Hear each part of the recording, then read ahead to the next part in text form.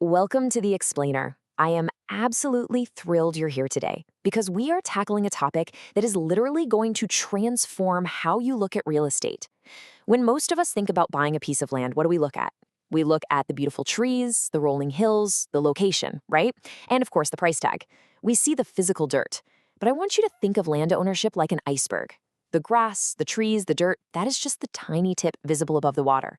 Beneath the surface lies a massive, complex structure of legal rights, restrictions, and shared access rules. So today, we are going to explore that underwater section of the iceberg. We're getting into understanding easements and land access rights. Look, I want you to picture this absolute nightmare scenario. You've saved up, you've done all your research, and you finally close on your absolute dream property. You pack up your truck, drive out to your new slice of heaven, but when you get there, boom, you find a locked gate. You call the neighbor to ask them to open it, and they say, "No way, you don't have the legal right to use my driveway to get to your land." You own the property, but you literally cannot step foot on it. You're completely locked out of your own purchase because of hidden legal rules. And the crazy thing? This isn't just some hypothetical situation. It happens to uninformed buyers all the time. Okay, let's dive into this. To make sure you never find yourself in that nightmare scenario, here is our roadmap for today. First, we'll uncover the hidden rules of land. Then we'll break down the specific types of land easements. Third, we're exploring the dreaded landlocked property trap. After that, we'll navigate the legal maze to find the fine print. And finally, we'll wrap up with a highly actionable smart buyer plan. Section 1. The hidden rules of land. Uncovering the invisible strings attached to property. You can think of property rules a bit like a software's terms of service. You absolutely cannot afford to just click agree without reading them. At the core of all these rules is something called an easement. Simply put, an easement is the legal right for someone else to use a portion of your land. Now, make no mistake, you still own the physical property. You are the one paying the taxes on it, but the easement dictates that you must allow specific uses by someone else. And here is the most critical part to understand. An easement stays attached to the property itself, not the person who owned it before you. In legal terms, we say it runs with the land. So when the property is sold to you, those invisible strings are handed right over to you, the whole shebang, whether you knew they were there or not. Let's clear up a very common point of confusion for buyers right off the bat. You will often hear the terms easement and right-of-way used interchangeably, but they aren't exactly the same thing. An easement is the broad, overarching category of legal rights. It could be for utility lines, water drainage, protecting nature, you name it. A right-of-way, on the other hand, is just one very specific type of easement that strictly grants someone the right to physically travel across your land. So, keep in mind, all rights-of-way are easements, but not all easements are rights-of-way. Section 2. Types of land easements. Who exactly gets to use your land? And this brilliantly illustrates just how many flavors these legal terms of service come in. Let's run through some common ones really quick. Access easements allow people to enter or exit through your property. Utility easements are massive. They let the power, water, or internet companies dig up your yard or string wires across your sky to maintain their infrastructure.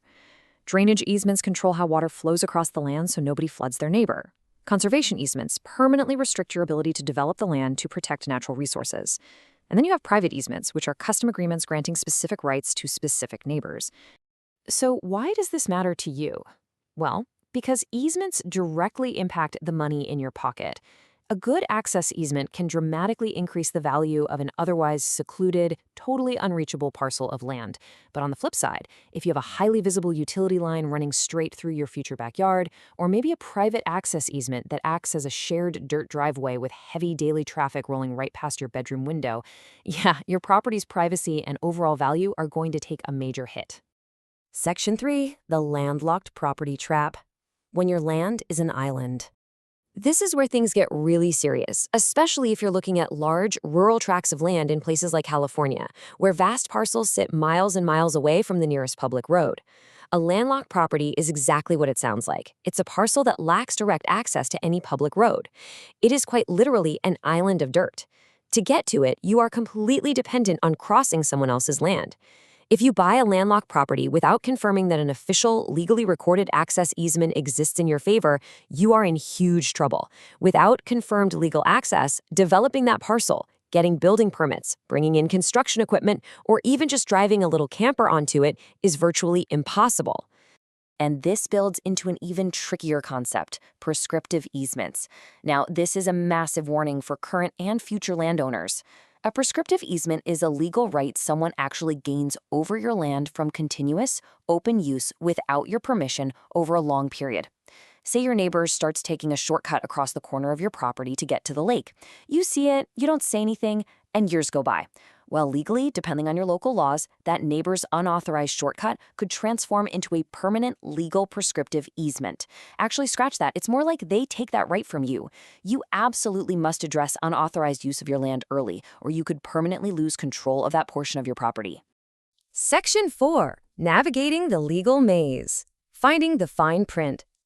So we know the risks, but how do we actually find this fine print before we sign on the dotted line and wire our life savings? You've got to look at the whole iceberg. It's like a giant puzzle, and you cannot rely on just one source. Property deeds will list the recorded easements historically tied to the land. Title reports go deeper, revealing current legal encumbrances and claims. Survey maps are absolutely crucial because they take all that legal jargon and show you the physical locations. Where exactly does that imaginary line cross the dirt? And county records provide the ultimate official documentation. You really need to gather all of these pieces to get the true, complete picture. Now, a lot of buyers think, hey, I'm getting title insurance, so I'm totally protected from all this, right? Wrong.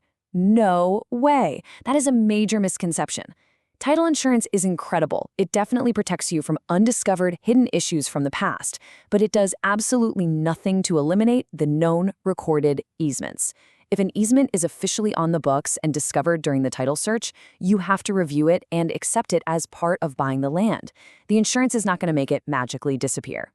And please do not go into a land purchase thinking, oh, I'll just buy the land and then cancel this annoying easement later. Removing an easement is incredibly difficult. It requires mutual legal agreement between both parties or a really complex court order. And if it's a public utility easement, forget about it. They rarely, if ever, budge. When you buy the land, you must legally accept it as is regarding those recorded easements. Section 5. Smart Buyer Action Plan. Your due diligence checklist. So here is your due diligence checklist to empower you to take total control of your next land purchase. You don't have to navigate this invisible maze alone. Your first step is to consult real estate agents who actually specialize in land to help you interpret the listings correctly. Step 2, use your title company relentlessly during escrow to uncover every single legal detail. And step 3, which is so often skipped but really shouldn't be, hire a surveyor. A surveyor maps the physical boundaries and tells you exactly where your buildable areas are, ensuring a utility easement doesn't run straight through your future living room. Relying on this team of professionals gives you a complete picture and drastically reduces your risk. As you work with your team, here are the vital questions you absolutely must ask before closing the deal. Who specifically benefits from the easement? Is it just one neighbor, or is it the general public? What exact activities are allowed? Can they walk, drive, park? How often is it actually used in reality? This next one is huge. Who is legally responsible for maintaining the easement area and paying for its upkeep? And finally, does this restriction overlap with your specific building plans? Demanding clear answers to these questions is how you avoid devastating surprises later on down the line. And hey, if you think you can just overlook this because you personally don't mind a shared driveway, remember that your bank will definitely mind. Lenders meticulously evaluate access rights. If there's an unresolved easement dispute, unclear documentation, or restrictions that heavily devalue the property, the bank will flat out refuse to fund your land loan. Your financing depends entirely on crystal clear access rights. So the crucial point is this, perfectly summarized by a key takeaway from our source material. A clear understanding today prevents costly issues tomorrow.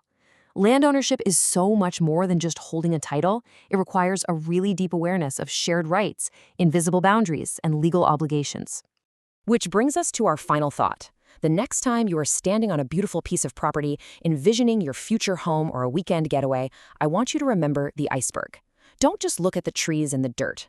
Ask yourself, are you ready to look beneath the surface of your next land purchase? Make sure you uncover every single invisible string attached to that property, and for sure, you'll be well on your way to a secure, peaceful, and profitable land investment. Thanks so much for joining me on this explainer, and happy land hunting.